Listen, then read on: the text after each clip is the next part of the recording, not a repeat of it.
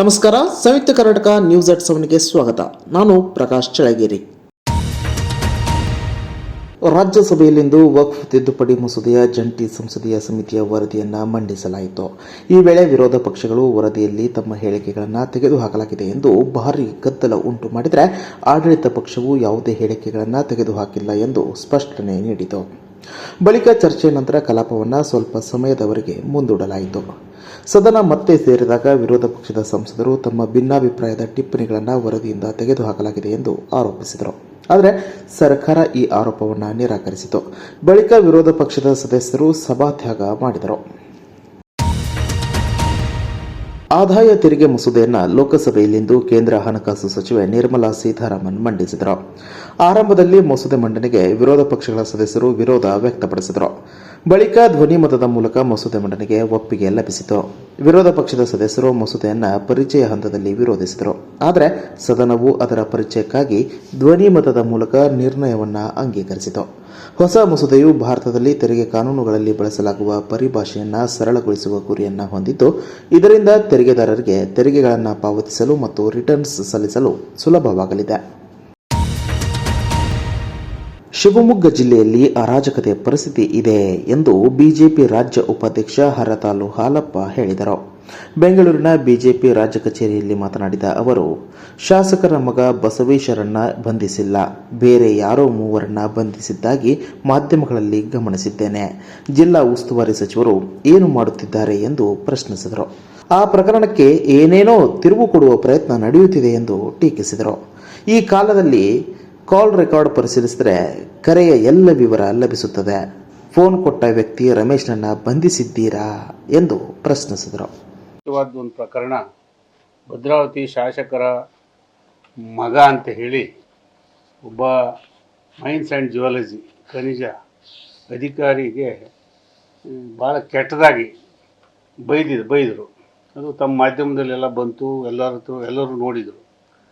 ಆದರೆ ಜಿಲ್ಲಾ ಉಸ್ತುವಾರಿ ಸಚಿವರು ಏನು ಕ್ರಮ ತೆಗೆದುಕೊಂಡಿದ್ದಾರೆ, ಏನು ಆಡಳಿತ ನಡೀತಾ ಇದೆ, ಶಿವಮೊಗ್ಗ ಜಿಲ್ಲೆಯಲ್ಲಿ ಏನೋ ಒಂಥರ ಅರಾಜಕತೆ ನಡೀತಾ ಇದೆ. ಇವರು ಏನು ಮಾಡ್ತಿದ್ದಾರೆ? ಇಲ್ಲಿವರೆಗೆ ಅವ್ರನ್ನ ಅರೆಸ್ಟ್ ಮಾಡಲಿಲ್ಲ. ಯಾರೋ 3 ಜನ ಅರೆಸ್ಟ್ ಮಾಡಿದ್ದೀವಿ ಅಂತ ಹೇಳ್ತಾ ಇದ್ದಾರೆ. ತಮ್ಮ ಮಾಧ್ಯಮದ ಮೂಲಕ ನಾವು ಎಲ್ಲ ನೋಡಿದ್ದೇವೆ. ಮುಖ್ಯವಾಗಿ ಅಲ್ಲಿ ಮಾತಾಡೋನು ರಮೇಶ ಅಂತ.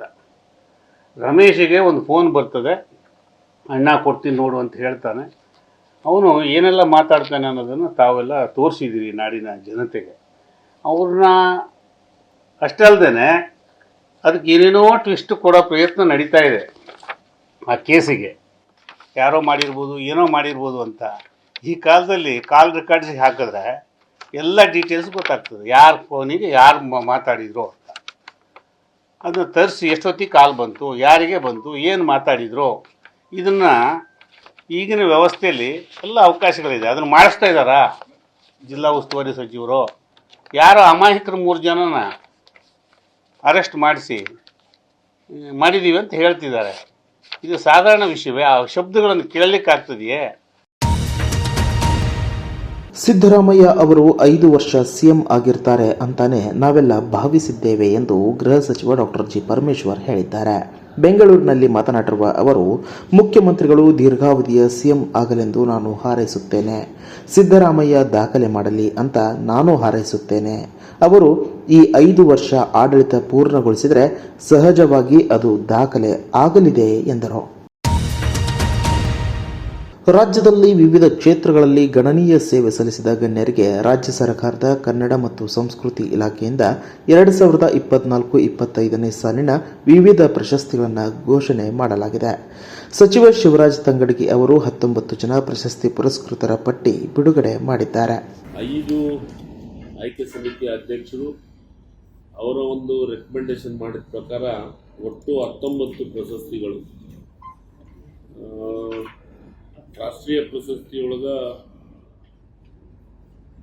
4 ಮಂದಿ, ಸಾಮಾಜಿಕ ಸಾಂಸ್ಕೃತಿಕ ವಿಭಾಗದೊಳಗೆ 2, ಸಾಹಿತ್ಯ ನಾಟಕ ವಿಭಾಗದೊಳಗೆ 6, ಕಲಾ ವಿಭಾಗದೊಳಗೆ 3, ಸಂಗೀತ ನೃತ್ಯ ವಿಭಾಗದೊಳಗೆ 4, ಹೀಗೆ 19 ಪ್ರಶಸ್ತಿಗಳನ್ನು 5 ಅಧ್ಯಕ್ಷರ ಒಂದು ಸಲಹಾ ಅದೊಂದು ಸಮಿತಿ ಮಾಡಿದ್ವಿ. ಆ ಸಮಿತಿಯ ನಿರ್ದೇಶನದಂತೆ ಅವರು ಅಂತ ಆಯ್ಕೆ ಕೊಟ್ಟಿದ್ದದ್ದು.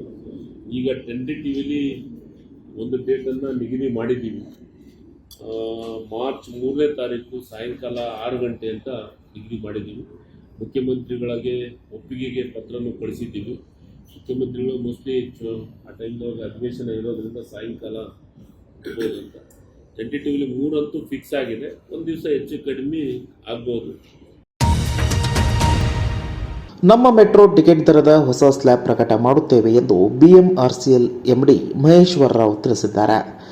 ನಮ್ಮ ಮೆಟ್ರೋ ಪ್ರಯಾಣ ದರದ ಕುರಿತಂತೆ ಸುದ್ದಿಗೋಷ್ಠಿಯಲ್ಲಿ ಮಾತನಾಡಿರುವ ಅವರು, ಎಲ್ಲಿ ದರ ಇಳಿಕೆ ಸಾಧ್ಯವಿದೆಯೋ ಅಲ್ಲಿ ಇಳಿಸಲಾಗುವುದು. ಸ್ಟೇಜ್ ಆಧಾರದಲ್ಲಿ ದರ ಇಳಿಕೆ ಮಾಡಲಾಗುತ್ತದೆ. 45% 50% ದರ ಹೆಚ್ಚಳವಾಗಿರುವಲ್ಲಿ ಇಳಿಕೆ ಮಾಡಲಾಗುತ್ತದೆ ಎಂದು ತಿಳಿಸಿದರು. I am just telling you because you have only given cases where there were jumps or hikes of 100% ಅಂತ ಹೇಳಿ ಕೆಲವು ಜನರು ಹೇಳಿದರು. So we had done some calculation. Now this is happening not because of the increase because of anything else but because of clubbing of stages and jumping in stages. Jumping and therefore the jumping which has taken place. So ಅದನ್ನು ನಾವು normalise ಮಾಡಿದರೆ we have found out that this at least we have been able to resolve within the ambit of the recommendations of the fair committee. So ಆ ಥರ cases ಇರುವಾಗ so automatically ಬಾಕಿ ಎಲ್ಲ cases also will start coming down in different ranges. Padmashri ಪುರಸ್ಕೃತರಾದ ಸುಕ್ರಿ ಬೊಮ್ಮಗೌಡ ಇಂದು ಬೆಳಗಿನ ಜಾವ ಉತ್ತರ ಕನ್ನಡ ಜಿಲ್ಲೆಯ ಅಂಕೋಲ ತಾಲೂಕಿನ ಬಡಗೇರಿ ಗ್ರಾಮದಲ್ಲಿ ನಿಧನರಾದರು. ಅವರಿಗೆ 88 ವರ್ಷ ವಯಸ್ಸಾಗಿತ್ತು. ಸುಕ್ರಜ್ಜಿ ಅಂತಲೇ ಸುಕ್ರಿ ಬೊಮ್ಮಗೌಡ ಜನಪ್ರಿಯರಾಗಿದ್ದರು. ಅವರಿಗೆ ಸುಮಾರು 5,000ಕ್ಕೂ ಹೆಚ್ಚು ಹಾಲಕ್ಕಿ ಹಾಡು ಕಂಠಪಾಠ ಇತ್ತು.